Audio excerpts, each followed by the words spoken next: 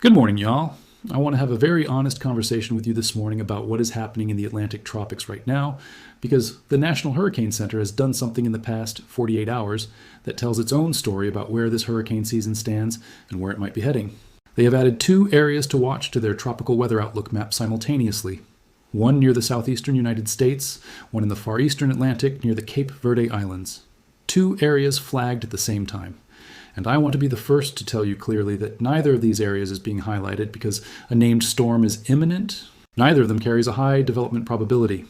The NHC is assigning both a 10% formation chance through the next 7 days, which is the low category, and I am reporting that accurately and completely. But I also want to make sure you all understand why the NHC is watching them, what each of them means for the communities that sit in their potential paths, and what the broader basin picture tells us about where we are in this hurricane season right now. Because there is a story here that goes beyond the 10% numbers, and it is a story worth understanding clearly. Let me walk you through it. Area 1, the Gulf and Southeast Coast disturbance. The area that I want to spend the most time on this morning is the one closest to the United States coast, because it has the most immediate potential to affect communities in the near term, regardless of whether it ever develops into a named tropical system. Over the past several days, the National Hurricane Center has been watching the potential for a broad area of low pressure to form over the northeastern Gulf of America by late this weekend. The models are generally pointing to Sunday into Monday as the development window for that low. The NHC's tropical weather outlook, updated at 2 o'clock yesterday afternoon, is specific about the scenario. Further development of this system is possible while it meanders over the northeastern Gulf or moves slowly northeastward toward the coast of the southeastern United States early next week. That phrase, meanders over the northeastern Gulf, is one of the most important things in that entire discussion, and here is why. A tropical or subtropical low-pressure system that meanders slowly over warm Gulf waters, rather than moving with a clear, directed forward motion, is a system that has the potential to train rainfall over the same geographic corridor for an extended period. Not a quick, heavy burst of rain that passes through in a few hours. A prolonged, stalling, repeated rainfall event that can pile up totals over a multi-day window in the way that produces catastrophic flooding even when no named tropical cyclone ever develops. Brian Norcross, one of the most trusted meteorologists in tropical weather coverage, laid out the threat clearly this week. The consensus of the forecast models is that there will be a swath of heavy rain from the Gulf Coast across part of Florida to the coastal sections of the southeast. In Florida specifically, the focus looks most likely to be the Interstate 75 corridor, from southwest Florida northward to at least the Georgia line. AccuWeather's hurricane team has similarly been advertising a low chance of tropical development in the northeastern Gulf, or just offshore the southeast coast between July 19th and July 21st, and their team has been specific about the downstream consequence. If anything develops in that corridor, the most likely track would carry it toward the Florida Panhandle or the Big Bend area of Florida, bringing the chance for flooding rain across portions of the southeastern United States. Even without formal tropical cyclone development, the rainfall scenario from this system is one that communities from southwest Florida through the Georgia coast and potentially into the Carolinas need to be paying attention to over the coming days. The NHC has been carefully caveating this in their official language. The models have been inconsistent. Local 10's hurricane team described them as turning largely bearish overnight, meaning the models reduced their interest in formal development as the most recent runs came in. That inconsistency between model runs is itself information. It tells us that the atmosphere has not yet committed to a specific evolution for this system, and that the range of outcomes still spans from heavy rain and coastal flooding with no formal tropical development, all the way to a brief organized system making landfall along the Gulf Coast.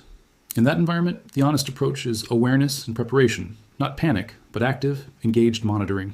What I want every community in southwest Florida, coastal Georgia, coastal South Carolina, and the Florida Panhandle to do right now is know your local flood-prone roads and low-lying areas. Watch your local National Weather Service office for any updates to flash flood watches or warnings over the coming days.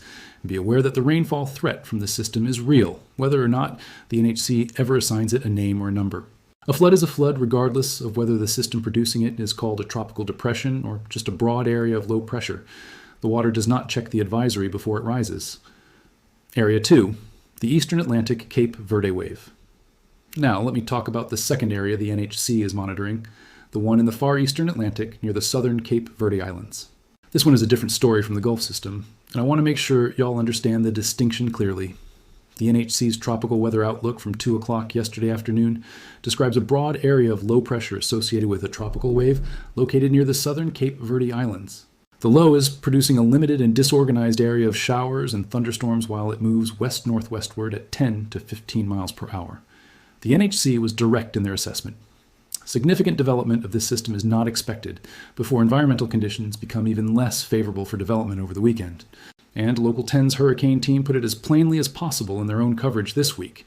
The NHC's addition of this disturbance to the outlook was less a statement about its development potential than a simple nod to a healthy-looking tropical wave. The models do not show this one going anywhere in terms of development, and by the weekend, increasing wind shear and dry air are expected to formally seal its fate. So why is the NHC flagging it at all?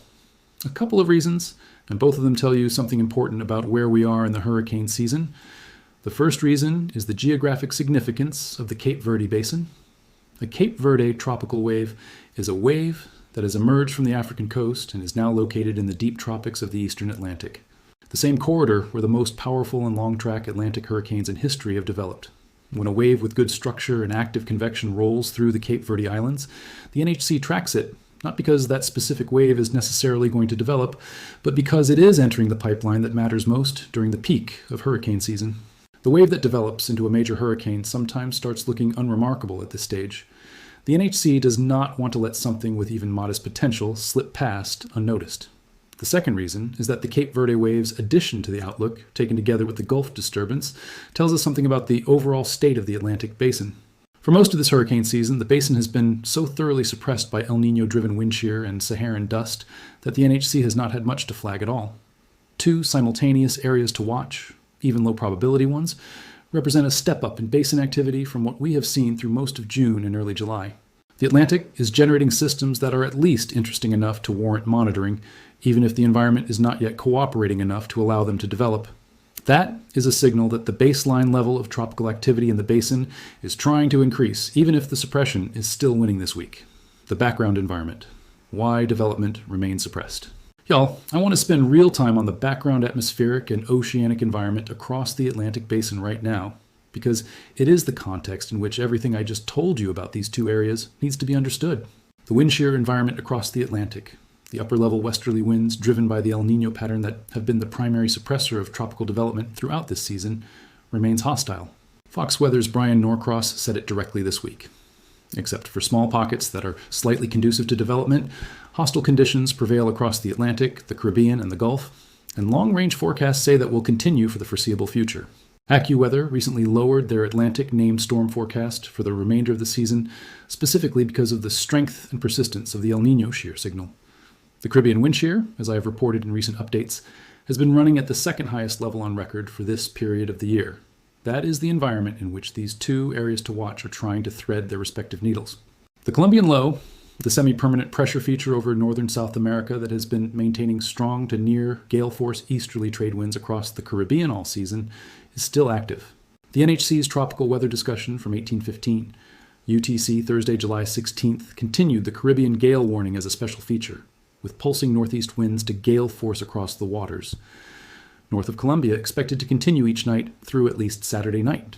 The pressure gradient between the Atlantic high-pressure ridge to the north and the Colombian low to the south is maintaining rough to very rough seas across the central Caribbean, in some areas still running 8 to 12 feet, that are a persistent hazard for maritime interests throughout the basin.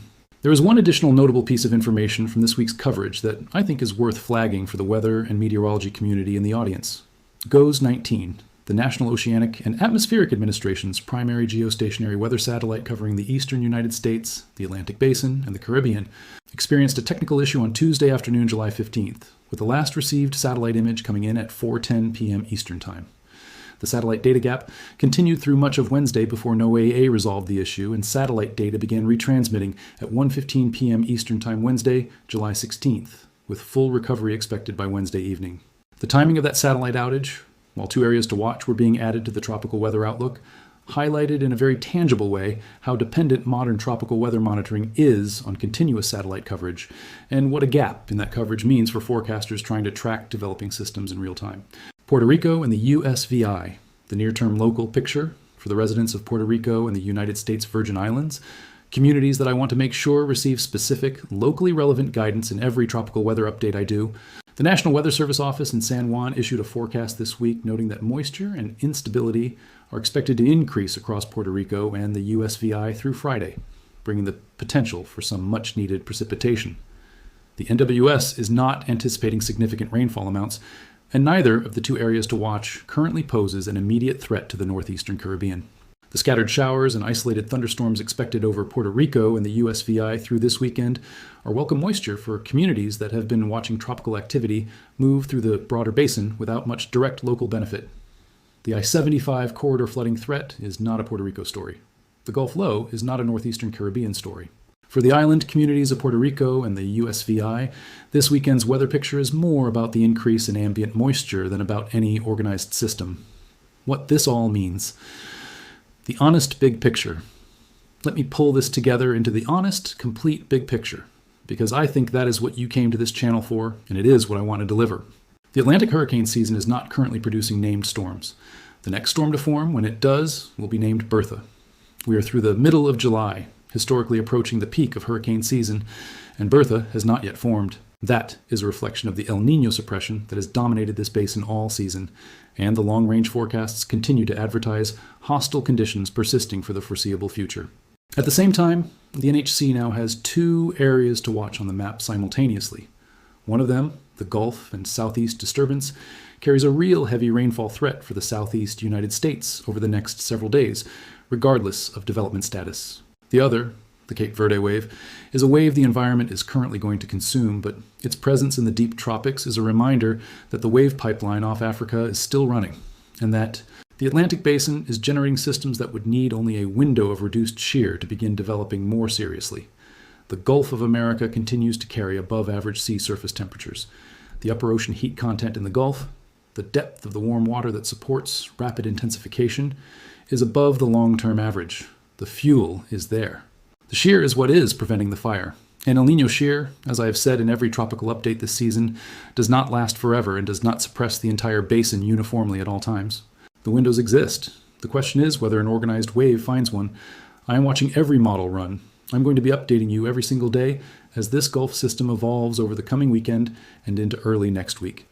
Because the rainfall and flooding threat from that system for the southeast is real, and the communities in that corridor deserve to know what is coming with as much lead time as the science allows. Set up y'all call before this weekend, because the southeast flooding threat from the Gulf system is going to include the kind of overnight heavy rainfall and potential severe weather in the outer bands that catches people asleep and unprepared. A direct phone call to your number when a tornado warning or severe warning covers your exact location, cutting through Do Not Disturb, ringing until you answer, getting you up and moving, is $14.95 for a full year. Please set it up today. Y'all, the National Hurricane Center is monitoring multiple areas this morning. A Gulf and Southeast disturbance carries a real flooding rain threat for the I-75 corridor and the broader southeast coast over the coming weekend and into next week. A Cape Verde wave is being consumed by the hostile environment. The Caribbean gale warning is still active with gale-force trade winds pulsing nightly. GOES-19 has been restored to full operations after a brief data gap.